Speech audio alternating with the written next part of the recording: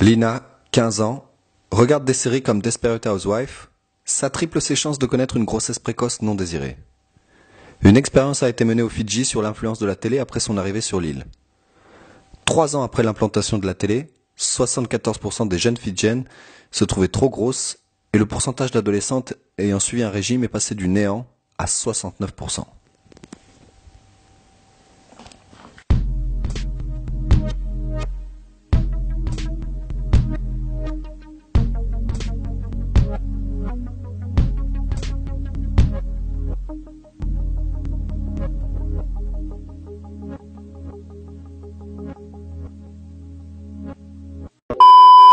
Eh oui, on en lit des choses intéressantes dans TV Lobotomie de Michel Desmurger. Docteur en neurosciences, rien que ça. Alors, dans cette vidéo, on va répondre scientifiquement à des arguments de personnes pro-télé. On verra si regarder Dragon Ball Z ou Sailor Moon toute notre enfance nous a rendus abrutis. Parce que ouais, inconsciemment ou pas, on le sait, la télé rend con. Et l'argument des programmes éducatifs, tu filmes là ?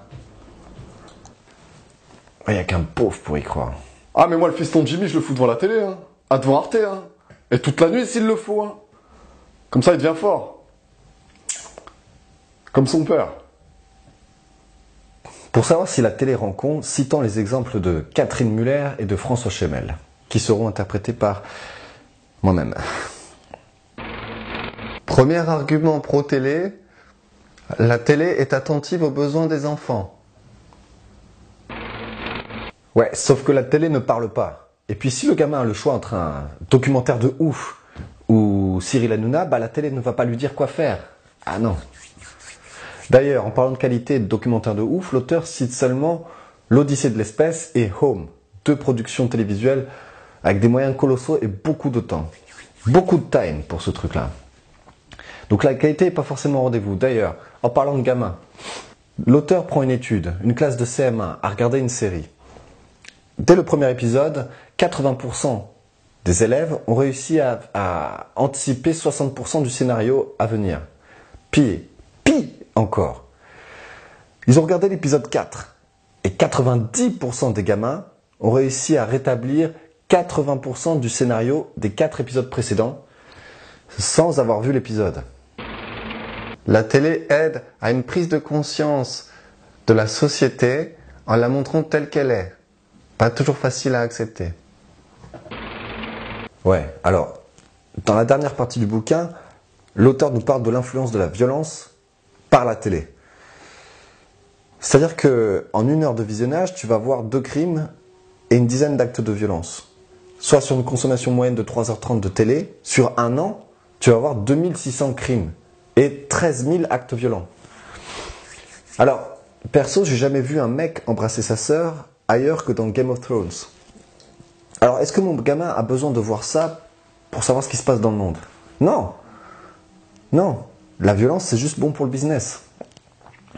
Plus tu stresses ton corps avec la violence, plus le cerveau est disponible pour recevoir le message des pubs.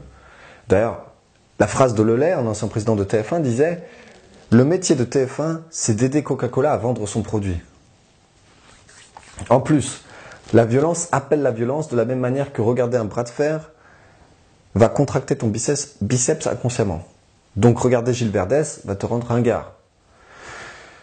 Ce qui veut dire que plus on regarde de la violence, plus la société sera violente.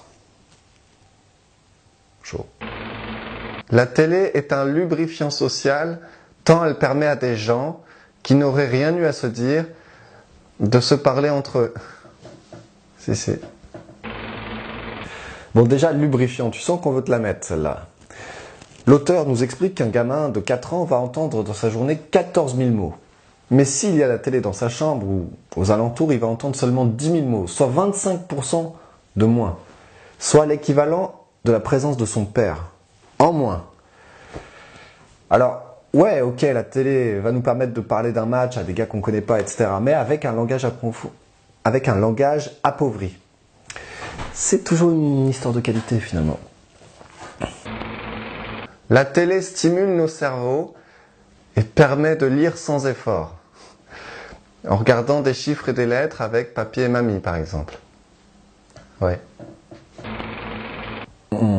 Est-ce que c'est mieux de regarder ton grand-père se rapprocher doucement d'Alzheimer en regardant des programmes TV pourris? Ou alors, ce serait pas mieux de jouer avec lui, hein? Avec une bonne partie de billes? Moi, je pense que oui. Mais, ils ont raison. Le cerveau est stimulé par la télé. Parce qu'en fait, le cerveau réagit à des stimuli comme les mots. Si tu entends le mot grand-père ou vieux, automatiquement, à cause de ton cerveau, ton corps va ralentir. Parce qu'il assimile lenteur et vieux. Dès lors, je réponds à ma mère. Allô? Ouais. Je suis en bas de chez toi, je monte ou tu descends? À toutes. Petite parenthèse, je me suis rendu compte au montage que le reste de cette vidéo était complètement flou. En fait, la mise au point n'était pas au point. Alors on disait quoi? Le cerveau est influencé par des mots. Il associait le mot vieux, grand-père à lenteur. Donc c'est marrant. Mais ça a des dangers. On pourrait penser que des gens mal intentionnés veulent influencer le cerveau avec des médias. Et ouais, mon gars, c'est ça le danger. La télé en profite largement. Sur 100% des publicités alimentaires, 0% concernent des produits frais comme les légumes et les fruits. C'est que des produits comme des sodas, des gâteaux, des produits trop sucrés, trop salés, trop gras. Allez sur mangerbouger.fr les amis. Alors qu'est-ce qui se passe?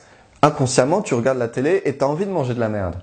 À cause de ton idiot de cerveau. Et ça se vérifie aussi au cinéma. Donc l'auteur prend l'exemple d'un cas scientifique où des scientifiques demandent à un groupe de personnes qui va voir « Maman, j'ai raté l'avion ». Ils leur posent une question avant d'aller au cinéma, ils leur disent quel soda vous voulez boire entre Pepsi et Coca. Ils sont 60% à choisir Coca. On leur pose la même question après le film. Et ils sont 20% à vouloir boire du Coca. Pourquoi? Ben, je vais te le dire pourquoi.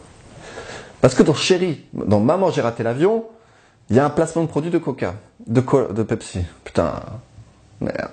Bon, t'as compris. En fait, pendant 1 minute dans le film, le gamin, il boit son Pepsi, il kiffe, etc. Il y a un gros plan sur le Pepsi et ça a influencé. Ça a influencé les personnes. Ils veulent tous boire du Coca après. Ça pose des questions assez élémentaires. Est-ce que les placements de produits sur YouTube marchent? En ce qui concerne, oui. Je me souviens avoir regardé 3 vidéos de Far Cry Primal sur une chaîne de gaming. Et j'en regarde pas tant que ça. Et je tombe dessus et puis voilà. Je regarde 30 minutes, 2 jours après, j'achète une PS4 et le jeu pour 400 €. Quoi. Donc voilà. Est-ce que regarder des clips de masse, des clips de rap en masse, bah, ça va te donner le sida? Dis-le moi. Dis-le moi en commentaire si c'est ton cas. Voilà. Ça va être l'heure de la conclusion. J'ai l'impression que plus on est exposé aux stéréotypes médiatiques et finalement plus on se sent laid, moche, gros et un peu débile. Que ce soit la télé ou les magazines féminins, j'en suis sûr. Les filles, dites-moi si je dis des conneries, mais quand vous regardez des magazines, vous vous sentez peut-être un peu complexé, un peu frustré, ce qui vous pousse à faire des régimes et à faire la masse de squats. Donc bon, peut-être ça a du bon.